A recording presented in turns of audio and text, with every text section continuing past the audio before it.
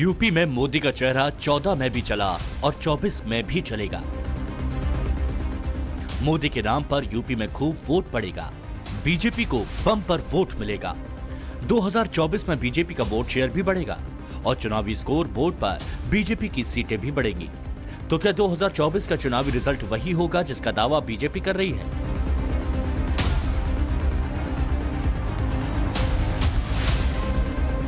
क्या 2024 में BJP 80, SP 0, BSP 0 और कांग्रेस भी 0 हो जाएगी?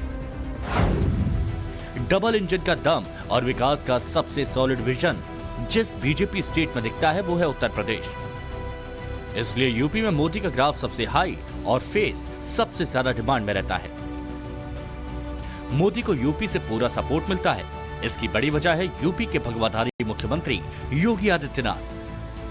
पिछले 7 साल से यूपी ने जिस चेहरे पर सबसे ज्यादा भरोसा दिखाया वो चेहरा योगी का ही है। योगी मोदी के भी फेवरेट है। योगी पर मोदी को सबसे ज्यादा भरोसा है। योगी के हर चुनावी पर्चे, हर जनसभा का भाषण और सियासी जीवन की हर बात प्राइम मिनिस्टर मोदी से शुरू होती है। योगी अपने भाषण में प्रधानमंत्री के विजन और विकसित भारत के संकल्प का जिक्र करते हैं। वो मोदी के फॉर्मूले पर ही यूपी का शासन संभालते हैं। मोदी जब योगी की बात करते हैं तो उन्हें तेजस्वी और ऊर्जावान मुख्यमंत्री बताते हैं। योगी को मोदी एक ऐसा लीडर मानते हैं जिसे मिथकों पर भरोसा नहीं है। उसे काम और विकास के लिए नए नए एक्सपेरिमेंट से कोई गुरेज नहीं है। चुनावी मंचों से पीएम योगी को एक ऐसा लीडर बताते हैं जिसके जीवन का एक ही मोटिव है और वो है जनसेवा। याद रखना, टीम वर्क परिणाम देता है। सामूहिकता, सामूहिक रूप से निर्णय लेने की सामर्थ्य, ये लोकतंत्र की ताकत भी है। यही हम सबकी ताकत है। विश्वविद्यालय हो या महाविद्यालय, कोई उद्योग जगत हो या कोई परिवार, अगर कोई व्यक्ति, एक ही व्यक्ति जबरन अपनी बात को थोपने का प्रयास करेगा, अन्य लोगों की बात को नहीं मानेगा, परिवार में विद्रोह हो जाता है। लोग नहीं मानते एक समय के बाद। एक टीम वर्क परिणाम देता है। टीम वही परिणाम देती है जो संगठित होकर के, एकजुट होकर के वन लीडरशिप में कार्य करती है। तभी तो पूरा यूपी ये बात मानता है कि मोदी प्लस योगी यूपी के लिए सबसे उपयोगी। लोकतंत्र में जनता जनार्दन होती है। चुनावों में कौन हीरो और कौन जीरो ये डिसाइड भी जनता ही करती है।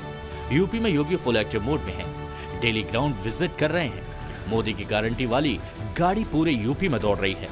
मोदी खुद यूपी पर पूरा फोकस कर रहे हैं। तो क्या इसका इम्पैक्ट चुनावों में दिखेगा? या बीजेपी जो कह रही है ये यूपी में वही होने वाला है? यूपी में बीजेपी सारी सीटें समेट ले जाएगी। समाजवाद की साइकिल की हवा निकल जाएगी। बीएसपी का हाथी यूपी में उड़ जाएगा। कांग्रेस खाली हाथ रह जाएगी। अगर यूपी के चुनावी रिजल्ट में समाजवादी पार्टी, कांग्रेस और बीएसपी को 0 दिया जाए तो इसे अतिशयोक्ति माना जाएगा। इसे ओवर कॉन्फिडेंस बताया जाएगा। लेकिन यूपी बीजेपी ऐसा पहले कर चुकी है। 2014 में बीएसपी को 0 मिल चुका है। मोदी मैजिक के आगे बीएसपी के हाथी का दम निकल गया। मायावती के दलित वोटर में बीजेपी सेन लगा चुकी है। बीजेपी के आगे मायावती सरेंडर कर चुकी हैं। बीजेपी ऐसा यूपी में फिर कर सकती है। चलिए अब ये समझ लेते हैं कि आखिरकार ये संभव कैसे होगा। यूपी में योगी 100 नंबर कैसे स्कोर करेंगे? यूपी में बीजेपी का ग्राउंड प्लान एक्टिव है, लेकिन विपक्ष खेमे में अभी गठबंधन का फॉर्मूला भी फिक्स नहीं हो पा रहा। यूपी में इंडिया अलायंस के बैनर के नीचे कितनी पार्टियां होंगी, कौन कौन से नेता होंगे, पिक्चर अभी क्लियर नहीं है। इंडिया अलायंस में यूपी की 3 पार्टियां पहले से ही शामिल हैं, कांग्रेस, एसपी और आरएलडी। लोकसभा चुनावों के हिसाब से कांग्रेस का कद गठबंधन में बड़ा है, लेकिन यूपी के लिहाज से अखिलेश की पार्टी सबसे बड़ी पार्टी है। इसमें कांग्रेस सबसे बड़ी पार्टी है। कांग्रेस कह रही है कि यूपी में सीटों का फॉर्मूला तभी फाइनल होगा जब बीएसपी गठबंधन में आएगी। अखिलेश कह रहे हैं चाहे कुछ भी हो जाए वो मायावती से गठबंधन नहीं करेंगे। मतलब अभी के पॉलिटिकल सिनेरियो के हिसाब से यूपी में 2 कंडीशन बन रही हैं। पहला ये, अगर गठबंधन हुआ तो बीजेपी क्या करेगी। दूसरा ये कि अगर गठबंधन नहीं हुआ तो बीजेपी क्या करेगी। सबसे पहले गठबंधन के लिहाज से बीजेपी का प्लान समझते हैं। 12 जनवरी 2019 ये वो तारीख है जब यूपी में बुआ बबुआ एक साथ मंच पर नजर आए। लोकसभा चुनावों में अखिलेश और मायावती ने हाथ मिलाया, मोदी हटाओ का नारा दिया। फिर से 12 जनवरी आ रही है, फिर से वही मुद्दा उठ रहा है, साथ आओ गठबंधन बनाओ, मोदी हटाओ। लेकिन इस बार अखिलेश मानने को तैयार नहीं है, क्योंकि 2019 में कुछ ऐसा हुआ कि अखिलेश उसे भूल नहीं पा रहे। मायावती को अखिलेश का वोट तो मिल गया, लेकिन मायावती अपना दलित वोट गठबंधन में शिफ्ट नहीं करवा पाई। रिजल्ट ये कि बाजी बीजेपी के हाथ चली गई।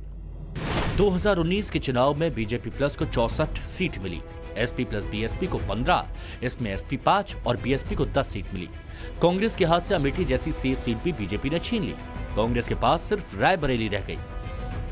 पिछले 4 साल में यूपी की 3 लोकसभा सीटों पर उपचुनाव हुए, रामपुर, आजमगढ़ और मैनपुरी। बीजेपी ने इन 3 उपचुनावों में 3 में से 2 सीट अखिलेश से छीन ली। समाजवादियों की सबसे सेफ मानी जाने वाली सीटों में से रामपुर और आजमगढ़ की सीट पर भगवा लहरा दिया गया। उपचुनावों के बाद बीजेपी प्लस के पास 66, एसपी के पास 3 और बीएसपी के पास 10 सीट। कांग्रेस का कांटा अभी भी एक पर लटका हुआ है। इंडिया गठबंधन जो देश की जनता है, उनके जन भावनाओं को ध्यान में रख के बनाया गया था, और मुझे लगता है इसका गठन इस उद्देश्य से हुआ कि भारतीय जनता पार्टी को देश की सत्ता से बाहर करना है, जिसके लिए इंडिया गठबंधन लामबंद है। जहां तक सीट शेयरिंग का सवाल है, बहुत जल्द इंडिया गठबंधन एक सूची के साथ अपने प्रत्याशियों के आपके सामने आ जाए। अखिलेश मायावती को लेकर मान नहीं रहे, लेकिन मायावती कह रही हैं कि राजनीति के भविष्य में कब किसको किसकी जरूरत पड़ जाए कहा नहीं जा सकता। विपक्ष के गठबंधन में बीएसपी सहित अन्य जो भी पार्टियां शामिल नहीं हैं, बीएसपी सहित अन्य जो भी विपक्षी पार्टियां शामिल नहीं हैं, तो उनके बारे में किसी को भी बेफजूल कोई भी टीका टिप्पणी करना उचित नहीं है, तथा इससे इनको बचना चाहिए। मेरी इनको यही सलाह भी है, क्योंकि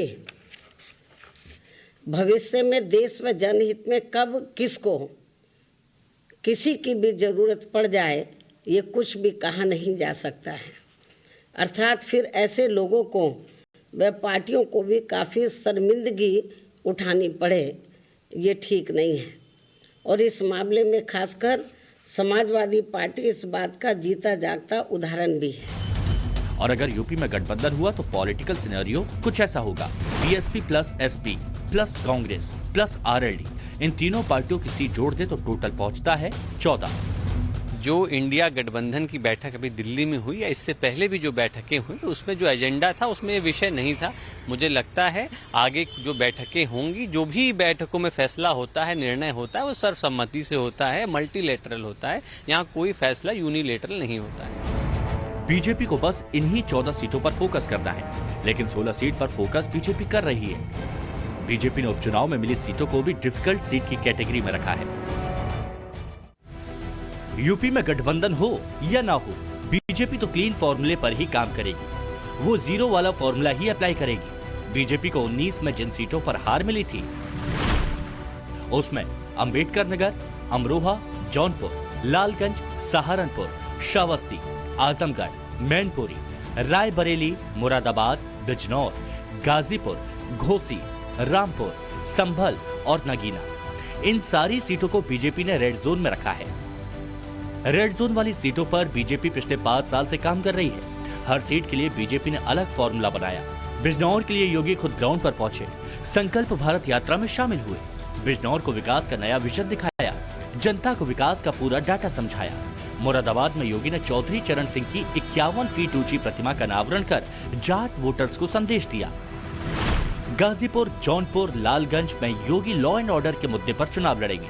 ये वो इलाके हैं जहां माफियाओं का राज था, लेकिन अब योगी राज है। यहाँ नो कर्फ्यू, ना दंगा, अब सब चंगा। संभल यादवों का गढ़ है। संभल में 11 बार यादव सांसद चुने गए हैं।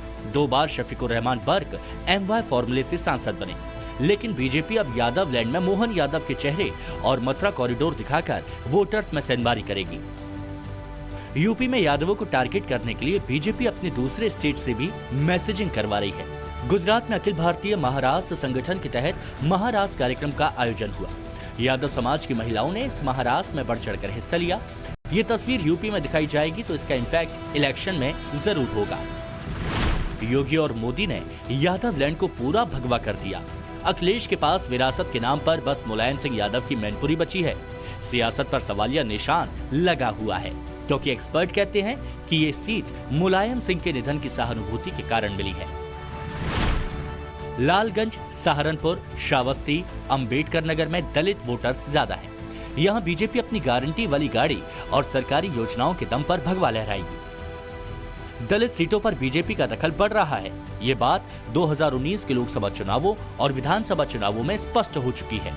योगी को दूसरी बार मुख्यमंत्री बनाने में दलित वोटर्स का बड़ा रोल था, क्योंकि बीएसपी का दलित अब बीजेपी बेनिफिशियरी हो गया। उसे सरकारी योजनाओं का लाभ मिल रहा है, इसलिए वो दिल खोलकर बीजेपी को वोट दे रहा है। यूपी की 20 लोकसभा सीटों पर दलित प्लस मुस्लिम का फॉर्मूला मैटर करता है। इन 20 सीटों में से बीएसपी को 5 सीट और एसपी को 2 सीटें ही मिली। अकेले बीजेपी के पास 13 सीटें गई।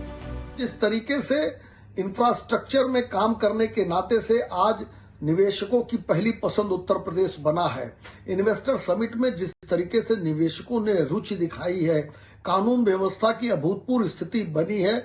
आज उत्तर प्रदेश में जहां सरकारी नौकरियों में पारदर्शी तरीके से नौकरी दी जा रही है, वहीं निजी क्षेत्रों में भी रोजगार का सृजन हुआ है। इसलिए पूरा भरोसा है कि उत्तर प्रदेश में भारतीय जनता पार्टी की डबल इंजन की सरकार के रिपोर्ट कार्ड के आधार पर जनता का मत और आशीर्वाद भारतीय जनता पार्टी को मिलेगा। अब ये समझ लीजिए कि इंडिया अलायंस के गठबंधन की पिक्चर क्लियर क्यों नहीं हो रही। इसकी सबसे बड़ी वजह एसपी और मायावती का वोट बैंक है। अखिलेश भले ही पीडीए की बात करें, लेकिन समाजवादी पार्टी का फॉर्मूला एमवाई का ही है, मतलब मुसलमान प्लस यादव। मायावती का कोर वोटर भी दलित और मुसलमान ही है। बीएसपी एमडी फॉर्मूले को ही फॉलो करती है। कांग्रेस को भी अब मुसलमानों का ही आसरा है, लेकिन मुसलमान कभी बीजेपी वोटर नहीं रहा। बीजेपी का टारगेट वोटर 80% सनातनी है। अगर गठबंधन नहीं हुआ तो मुस्लिम वोट बटेगा। नुकसान इंडिया अलायंस और उसकी पार्टियों को भी होगा।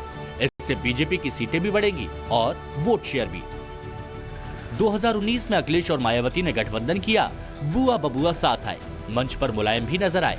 गेस्ट हाउस कांड का रंज भुलाने के लिए डिम्पल ने मायावती के पैर छूकर आशीर्वाद लिया।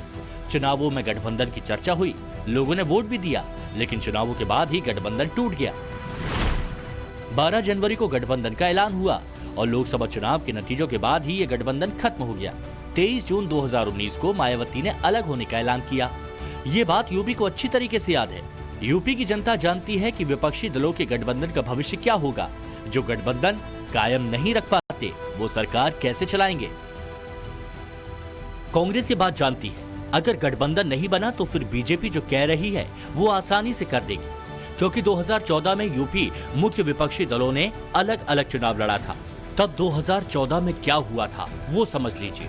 2024 की पिक्चर अपने आप समझ आ जाएगी। 2014 में बीजेपी की आंधी चली। 10 सीट वाली बीजेपी और उसकी सहयोगी पार्टी 73 सीट पर पहुंच गई। करीब 24.8% वोट शेयर वाली पार्टी 42.63% तक पहुंच गई। बीजेपी की आंधी में मुलायम का किला पूरी तरह से ढह गया। एसपी की सीटें 18 से घटकर 5 पर आ गई। बीएसपी पूरी तरह से खत्म हो गई। 20 सीट वाली मायावती 0 पर पहुंच गई। कांग्रेस को बीजेपी ने इसी चुनाव में हाशिए पर ला दिया। यूपी में 21 सीट वाली कांग्रेस को 2 सीट वाली पार्टी बना दिया। अगर विरोधी अलग अलग लड़ेंगे तो अब बस इतना जान लीजिए कि 14 में जो हुआ था वो ट्रेलर था। 2024 में वही होगा जिसका दावा बीजेपी कर रही है। क्या 2024 में बीजेपी 80, एसपी 0, बीएसपी 0 और कांग्रेस भी 0 हो जाएगी? क्योंकि 2024 के लिए बीजेपी का प्लान बहुत बड़ा है। 2014 बीजेपी ने मोदी के नाम पर लड़ा था, अच्छे दिनों का वादा किया था। बीजेपी ने 10 साल में जितना कहा उतना किया। ये बात 2019 में मोदी के लिए 303 सीटों के नंबर भी बताते हैं। 2024 में बीजेपी अब इससे बड़ा प्लान करेगी। यूपी में इस बार बीजेपी के पास एक नहीं 2 चेहरे हैं। बीजेपी के पास मोदी भी है, योगी भी है। बीजेपी के पास अयोध्या भी है, मथुरा भी है और काशी भी है। बीजेपी का टारगेट 80% सनातनी वोट है। ये सनातनी वोट मोदी से भी कनेक्ट करता है और योगी से भी। अयोध्या, मथुरा और काशी सनातनी के दिल में। ऐसे में 24 का रिजल्ट क्या होगा इसका अंदाजा आप खुद लगा सकते हैं। Bureau report, times now Bharat.